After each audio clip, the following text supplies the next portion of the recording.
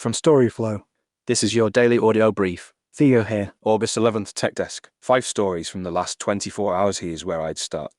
Let's get into it. First from latent.space. AI News Muse Glimmer and Spark open weights return personal superintelligence promise.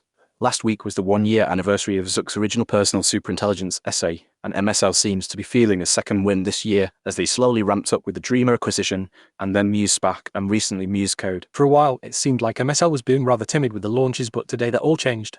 Zuck returned with a hit sequel essay and released MSL's first real open weights frontierish small LLM, with Spark to also be released soon. Next, second from Agentic AI. Black Hat US ran August 1 through 6 at Mandalay Bay. DEFCON 34 ran August 6 through 9 at the Convention Center. And on Wednesday, we publicly launched the OSP Agentic Skills Top 10 with a panel called Skill Issue. If you want the origin story of the project, I wrote it up after the OSP Project Summit in Oslo about candidate OSP Agentic Skills Top 10. Black Hat and DEFCON 34 trip report, what Vegas actually shipped in Agentic AI security.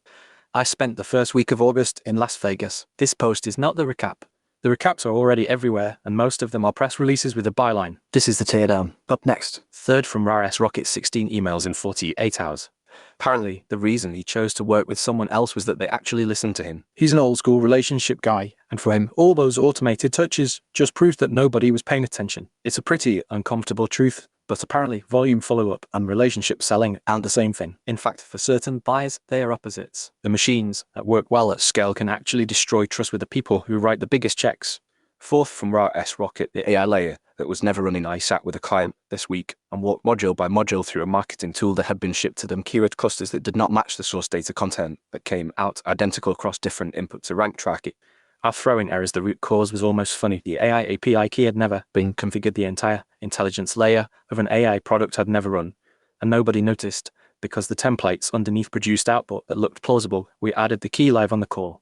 It got me thinking, do you know which of your prospects need a machine turn off? Like which ones need a more personal touch? It's not just about scaling your outreach, it's about understanding who needs a human connection. And then, next, fifth from 9 to 5 Mac. Apple's 20th anniversary iPhone redesign reportedly remains on track. Up next. Sixth from Computer World. Meta's new local model forces enterprises to recalculate AI costs and ROI. Meta on Monday rolled out a new 30 billion parameter AI model that is optimized to run on a PC or Mac with a single GPU to offer always-on local agentic workflows rather than relying on the cloud.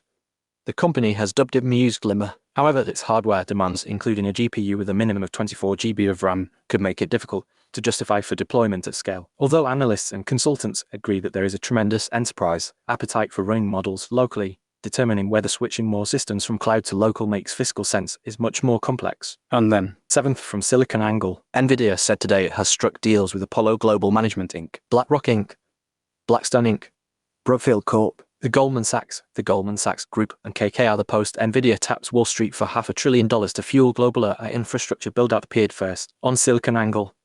NVIDIA taps Wall Street for $500 billion to fuel global AI infrastructure build-out. Some of Wall Street's biggest financial firms are partnering with NVIDIA Corp to pour $500 billion of funding into the artificial intelligence industry's massive infrastructure build-out. Next. Eighth from SiliconANGLE, OpenAI expands Daybreak cybersecurity research program. OpenAI Group, PBC, is expanding a program that enables cybersecurity professionals to use its models for vulnerability research.